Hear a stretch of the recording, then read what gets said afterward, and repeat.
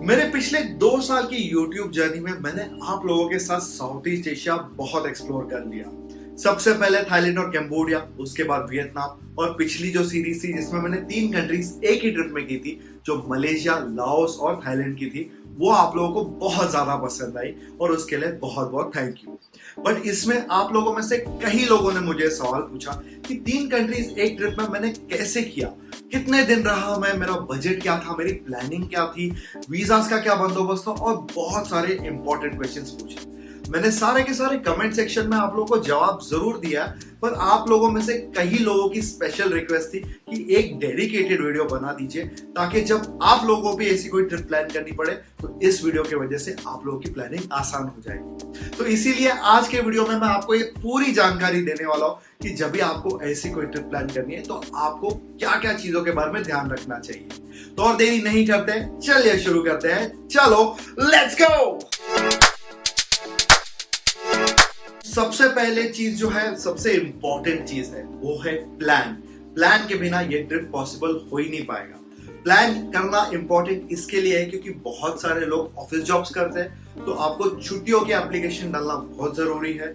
और जब छुट्टी अप्रूव होगी तो आपको पता चलेगा कि कितना दिन आपके हाथ में है आपके ट्रिप को प्लान करने के लिए। तो उस बेसिस पे आप वो डिसाइड कर पाओगे कि आप हर कंट्री में कितना दिन आप बिता पाओगे। और जहां तक कंट्री की बात है तो मैं आपको सबसे इजीएस्ट सोल्यूशन देता हूं, जो 2 ऑप्शंस है। फर्स्ट है आप थाईलैंड, कंबोडिया, लाओस या वियतनाम कीजिए। वो एक रूट है जिसमें 3 से 4 कंट्री आपकी हो जाएगी। दूसरा है मलेशिया से थाईलैंड एंड थाईलैंड से Cambodia and then back to India. ये 2 राउट सबसे ज्यादा पॉपुलर है लोगों के बीच में और सबसे इजी भी है क्योंकि वीजास है, खर्चे है, ये सब बहुत मॉडरेट आते हैं यहाँ पे। तो उस बेसिस पे आपको छुट्टी प्लान करनी है तो सबसे पहले छुट्टियों का बंदोबस्त कीजिए और फिर कंट्री कहाँ जाना है उसके बारे में आप डिसीजन ले लीजिए। फ्लाइट्स आपकी ट्रिप की एक बहुत ही बड़ी कंपोनेंट है और सबसे महंगी कंपोनेंट भी रहती है। फ्लाइट्स आपको जनरली मैं सजेस्ट करता हूँ कि 2 से 3 महीने पहले बुकिंग डाल लीजिए। इसका 2 एडवांटेजेस रहता है। सबसे पहले कि 2 से 3 महीने पहले अगर आप बुकिंग करोगे तो फ्लाइट आपको थोड़ा बहुत सस्ता पड़ जाता है, और सेकंड आपको बजट थोड़ा रोटेशन करने मिलता है। ऐसा नहीं होगा कि आपको जितना आपका ट्रिप का बजट है ना वो एक ही महीने में सारा डालना है, ताकि ऐसा ना हो जाए कि आपका बजट इतना ओवरबोर्ड हो गया कि अगले महीने आपको खर्चे करने के लिए प्रॉब्लम ना हो जाए। और जहां तक फ्लाइट्स की जो रूट्स की बात है, इसमें एक बहुत इंपॉर्टेंट चीज मैं आपको कहूंगा कि आपकी इंडिया से जो जाने की फ्लाइट और जो कंट्री में आपकी ट्रिप एंड हो रही है वहां से इंडिया आने की फ्लाइट ना पहले ही बुकिंग कर दीजिए। इससे ये आपको एक क्लियर हो जाता है कि आप जो कंट्री में एंट्री डेट है और जो कंट्री से आप एग्जिट डेट करके वापस आ रहे हो वो आपको क्लियर मिल जाता है। तो बीच की सारी प्लानिंग आपको करने के लिए और भी ज्यादा आसान हो जाती है, क्योंकि आपको इंटरनल फ्लाइट्स, बसेस, ये सारी चीजें भी आपको ध्यान रखनी पड़ेगी, जो बुकिंग आपको करनी पड़ेगी as you go along on your trip. Internal transportation के बारे में जरा बात कर लेते हैं, क्योंकि ये भी एक काफी इंपॉर्टेंट एस्पेक्ट है आपकी पूरी ट्रिप प्लानिंग में। क्योंकि आप अगर कोई भी जगह पे जा रहे हो साउथ ईस्ट एशिया में, वहाँ की कंट्रीज ना एक दूसरे से लग के और इतनी छोटी छोटी है ना कि वहाँ पे ऑफन आप रोड ट्रांसपोर्ट या ट्रेन ट्रांसपोर्ट के थ्रू काफी आसानी से पहुंच सकते हो। एयरपोर्ट भी है, फ्लाइट्स भी आप पकड़ के जा सकते हो। तो आपकी जो बजट है उसके हिसाब से आप अपनी प्रेफरेंस डिसाइड कर लीजिए। जैसे कि फॉर एग्जांपल आप थाईलैंड से कंबोडिया जाना चाहते हो तो काफी आसानी से बस मिल जाती है, जिसकी फेयर 800 से 1500-1800 के बीच में रहेगी। और वही चीज आपको कंबोडिया से वियतनाम भी जानी है तो सेम लगभग उतना ही फेयर पड़ जाता है। बहुत सारी कंट्रीज में आपको इंटरनली ट्रेन ट्रांसपोर्टेशन भी रहती है, पर वो इतना प्रेफर्ड मोड नहीं रहता है क्योंकि इमिग्रेशन में थोड़ा लंबा टाइम लग जाता है। इसीलिए बस ट्रांसपोर्टेशन या आपको जो सरफेस ट्रांसपोर्ट है जैसे कि मिनी बसेस, ये सारी चीजें बहुत प्रेफर्ड रहती है। इसके अलावा वहां पे जब बॉर्डर इमिग्रेशन आएगा तो आपको वंस अगेन ऑन अराइवल रहेगा तो कोई ज्यादा क्वेश्चंस नहीं पूछते, और ई वीजा रहेगा तो आपको सिर्फ ई वीजा दिखाना है और that's it. You will be like आपका वीजा उधर ही स्टैम्प हो जाएगा, you don't have to worry about it. मेरे एक्सपीरियंस में मैं आपको ये कहूंगा कि लैंड वीजास जो रहते हैं ना, लैंड बॉर्डर क्रॉसिंग रहते हैं, वो थोड़े टाइम कंज्यूमिंग रहते हैं और थोड़ा स्लो रहता है, और कभी कभी ना वहाँ पे मूड भी खराब रहेगा ना तो थोड़ा 2-4 क्वेश्चन ज्यादा पूछ लेते हैं। इसके लिए मैं ये सारी हैसल्स अवॉइड करने के लिए ना मैं फ्लाइट टिकट्स की ही बुकिंग करके पहले से ही रख देता हूँ, ताकि मुझे थाईलैंड से अगर कंबोडिया जाना है या कंबोडिया से वियतनाम जाना है तो ये सारी फ्लाइट्स मैं वंस अगेन एडवांस में बुकिंग करके सस्ते में ले लेता हूँ, क्योंकि एयरपोर्ट की इमिग्रेशन बहुत ज्यादा स्मूथ रहती है, बहुत ज्यादा पोलाइट भी रहती है, इन दैट सेंस थोड़ी स्ट्रेस कम रहती है। लैंड बॉर्डर्स थोड़े स्ट्रेसफुल हो जाते हैं क्योंकि वहां पे भी थोड़ा बहुत मतलब ना इलीगल इमिग्रेशन का प्रॉब्लम होता है, तो वो थोड़े चिड़चिड़े से रहते हैं। So you can once again decide what works best for you. मेरे लिए flight is the best option, तो मैं हमेशा फ्लाइट ही लेके जाता हूँ। फ्लाइट्स के बाद सबसे इंपॉर्टेंट चीज जो है वो है वीजास। तो बेस्ट न्यूज और बहुत अच्छी न्यूज ये है हमारे लिए कि साउथ ईस्ट एशिया में बहुत सारे कंट्रीज हमारे लिए 2024 में या तो कंप्लीटली वीजा फ्री है, वीजा ऑन अराइवल है, या ई वीजा है जो काफी आसानी से 2 से 3 दिन में मिल जाती है। फॉर एग्जाम्पल मलेशिया और थाईलैंड ये साल के लिए तो मोस्ट पार्ट हमारे लिए वीजा फ्री है, तो आपको कोई भी टाइप की डॉक्यूमेंटेशन नहीं लेके जानी पड़ती है। जो छोटी मोटी चीजें रहती है वो मेरे अलग से डेडिकेटेड वीडियोस है टूर गाइड्स की, आप उधर देख सकते हो, काफी आसान प्रोसेस है। अब कंबोडिया या लाओस जा रहे हो तो आपको वहां पे वीजा ऑन अराइवल है या ई वीजा भी इंडिया से मिल जाती है 2 से 3 दिन में। और वियतनाम भी ऐड कर रहे हो तो याद रखें कि वो ई वीजा है एक्सक्लूसिवली, जो वंस अगेन 2 से 3 दिन में आ जाती है। ये सारी चीजें डिपेंडिंग ऑन आप क्या मोड यूज करते हो वीजा के लिए, ऑन अराइवल या आप ई वीजा लेते हो, उस हिसाब से आप उसकी तैयारी रखिए। और एक चीज बहुत इंपॉर्टेंट है, इसमें आपको याद रखना है कि आपकी पासपोर्ट में मिनिमम 6 महीने की वैलिडिटी होना जरूरी है। उससे कम होगा तो आपको चांसेस है कि इंडिया से ही बोर्डिंग करने नहीं देंगे लोग। तो ये चीज बहुत इंपॉर्टेंट है।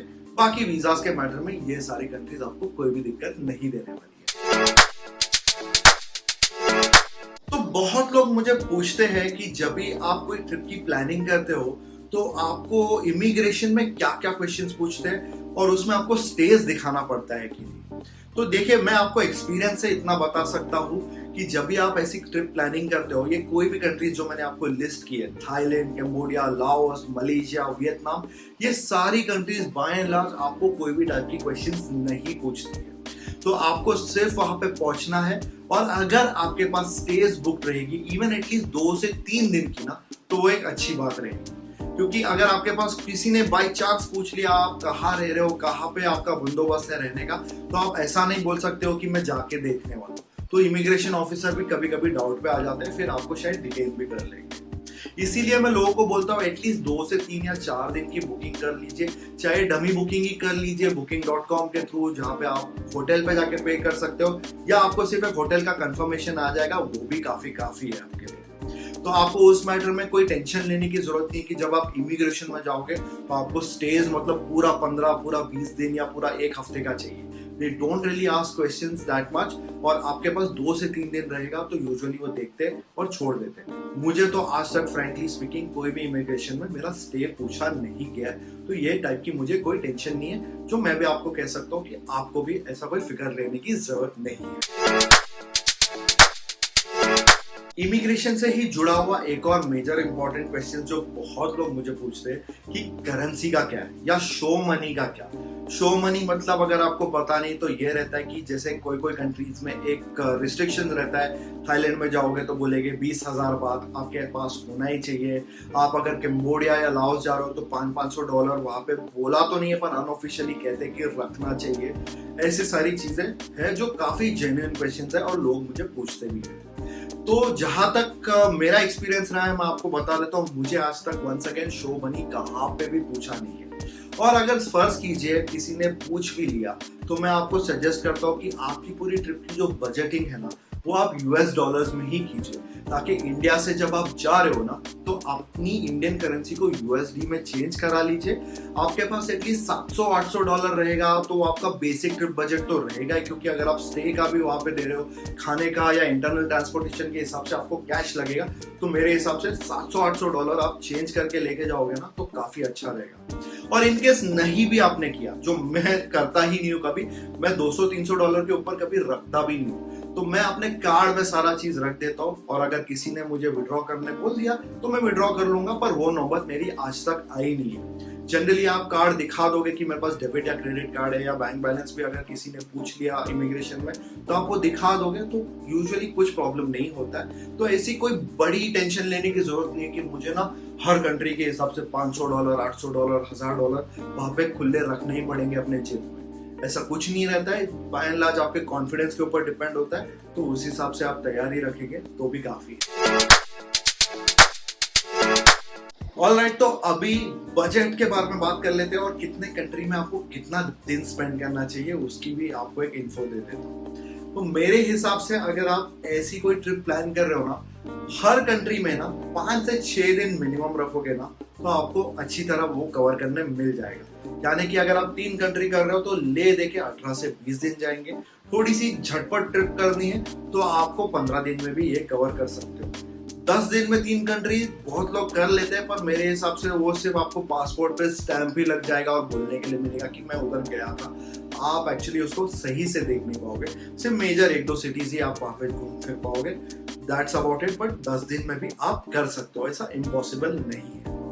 और जहां तक बजट की बात है वो मैं आपको कह देता हूँ, मेरे एक्सपीरियंस से अगर आपकी फ्लाइट सारी बुक्ड है, वीजा पेड अप है, तो आपको स्टे, खाना पीना और जो डेली का साइट सीइंग और एंटरटेनमेंट रहेगा ना, आसानी से आप 2500 से 3000 में बिंदास काट सकते हो। जिसमें आपका स्टे चला जाएगा 600 से 800 अगर आप हॉस्टल में स्टे कर रहे हो। खाना पीना वंस अगेन आपका 600-700 रुपया चला जाएगा। ड्रिंक्स कर रहे हो तो और एक 400-500 ऐड कर लीजिए।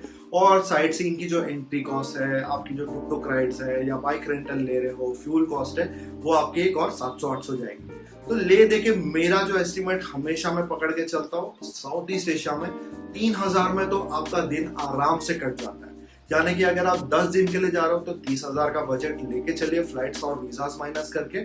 और अगर 20 दिन जा रहे हो तो डबल कर लीजिए, या उससे थोड़ा कम हो जाएगा, 55,000 तक भी हो सकता है। तो ये था सारा वीडियो गाइस। आई होप आपको ये वीडियो बहुत ही पसंद आया होगा और इन्फॉर्मेटिव लगा होगा। इसमें मैंने आपको बजटिंग और बाकी सारी डिटेल्स एकदम इन डेप्थ में इसके लिए नहीं दी है क्योंकि हर कंट्री जहां जो मैंने मेंशन की है, जैसे थाईलैंड, कंबोडिया, लाओस, वियतनाम, ये सारी जगह के मैंने इंडिविजुअल टूर गाइड्स बनाए हैं, उसके इंडिविजुअल ब्लॉग्स है, तो आपको सारे आइडिया आ जाएंगे कि वहां पे मैं डे ऑन डे क्या क्या कर रहा था, मेरा खर्चा कितना जा रहा था। इसीलिए मैंने ये वीडियो में इतना लंबा डिटेल नहीं दिया। जो मेजर डिटेल्स रहते हैं, जो इंपॉर्टेंट रहती है प्लानिंग के लिए, वही मैंने इसमें बताया। तो वीडियो पसंद आया तो please don't forget to like this video. कुछ भी क्वेरी हो तो कमेंट सेक्शन में जरूर पूछिए, और आपके फैमिली, फ्रेंड्स या जिसके साथ भी आप ये ट्रिप प्लान करना चाहते हो ना, उसके साथ ये व्हाट्सएप पे जरूर शेयर कीजिए। तभी तक मिलते हैं जल्द एक नए वीडियो में। स्टे सेफ, ट्रैवलिंग बंदा।